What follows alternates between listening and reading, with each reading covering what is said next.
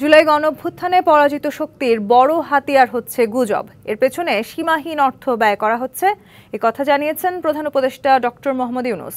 জাতির উদ্দেশ্যে দেয়া ভাষণে তিনি আরও বলেন, যারা গণহত্যায় জড়িত ছিল, নির্বিচারে মানুষ হত্যা করে খুনি হিসেবে বিশ্বের কাছে স্বীকৃত, তাদের বিচার এদেশের মাটিতেই হবে। আগামী ডিসেম্বর থেকে আগামী বছরের জুনের মধ্যে নির্বাচন হবে বলে আবারও জানালেন প্রধান উপদেষ্টা।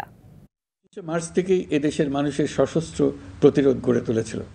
মঙ্গলবার সন্ধ্যায় মহান স্বাধীনতা দিবস ও ঈদ উল ফিতর উপলক্ষে জাতির উদ্দেশ্যে ভাষণ দেন অন্তর্বর্তী সরকারের প্রধান উপদেষ্টা ডক্টর মোহাম্মদ ইউনূস। দায়িত্ব নেয়ার পর তার সরকারের চ্যালেঞ্জগুলো তুলে ধরেন প্রধান উপদেষ্টা। মূল্যস্ফীতি নিয়ন্ত্রণ, ব্যাংকিং খাতের চ্যালেঞ্জ সহ অর্থনীতির বিভিন্ন পরিস্থিতি তুলে ধরে বলেন, তার সরকারের চেষ্টায় অর্থনীতিতে শৃঙ্খলা ফিরতে শুরু করেছে। দেশের সকল জায়গা থেকে খবর এসছে যে এই রমজানের দ্রব্যমূল্য আগের তুলনায় কমেছে, জনগণ স্বস্তি পেয়েছে। দাম নিয়ন্ত্রণে এই প্রচেষ্টা চলমান থাকবে। ব্যাংকিং খাতে শৃঙ্খলা ফিরেছে।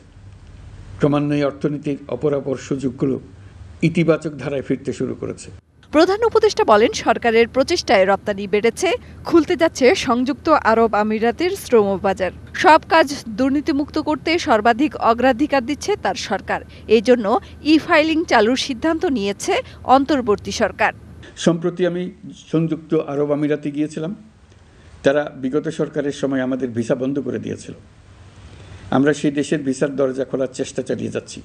সরকারের সঙ্গে দৈনন্দিন, মাসিক বা বার্ষিক রুটিন কাজের জন্য যেন কোনো নাগরিককে সশরীরে কোনো সরকারি অফিসে উপস্থিত হতে না হয়। দুর্নীতি প্রতিরোধের অংশ হিসেবে সরকারি সব অফিসে ই-ফাইলিং চালুর সিদ্ধান্ত নেওয়া হয়েছে।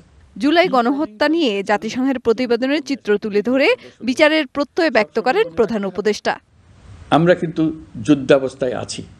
গুজব হলো এই জুলাই অভ্যুত্থানের বিরুদ্ধে পরাজিত শক্তির মস্ত বড় হাতিয়ার। গুজব দেখলেই গুজবের সূত্রের সন্ধান করতে থাকবেন, গুজবকে অবহেলা করবেন না। বহু অভিজ্ঞ সমর বিশারদ এই গুজবের পেছনে দিনরাত কাজ করছে। সীমাহীন অর্থ এর পেছনে নিয়োজিত আছে। জাতীয় নির্বাচনের সম্ভাব্য সময় নিয়েও কথা বলেন তিনি। এবছর ডিসেম্বর থেকে আগামী বছরের জুনের মধ্যে নির্বাচন হবে। আমরা চাই আগামী নির্বাচনটি বাংলাদেশের ইতিহাসে সবচেয়ে অবাধ, সুষ্ঠু ও গ্রহণযোগ্য নির্বাচন হবে। প্রধান উপদেষ্টা আরও জানান, সব রাজনৈতিক দলের মতামত নেয়ার কাজ করছে ঐকমত্য কমিশন। যেসব বিষয়ে দলগুলো একমত হবে তার তালিকা প্রকাশ করা হবে, যা জুলাই চার্টার বা সনদ নামে প্রকাশ করা হবে। এই তালিকাটাই হবে জুলাই চার্টার বা জুলাই সনদ। মেহের মুনি, ডিবিসি নিউজ, ঢাকা। উৎসবের খুশি হবে নগদে বেশি, কারণ ঘন্টায় ঘন্টায় আছে গিফট জেতার সুযোগ।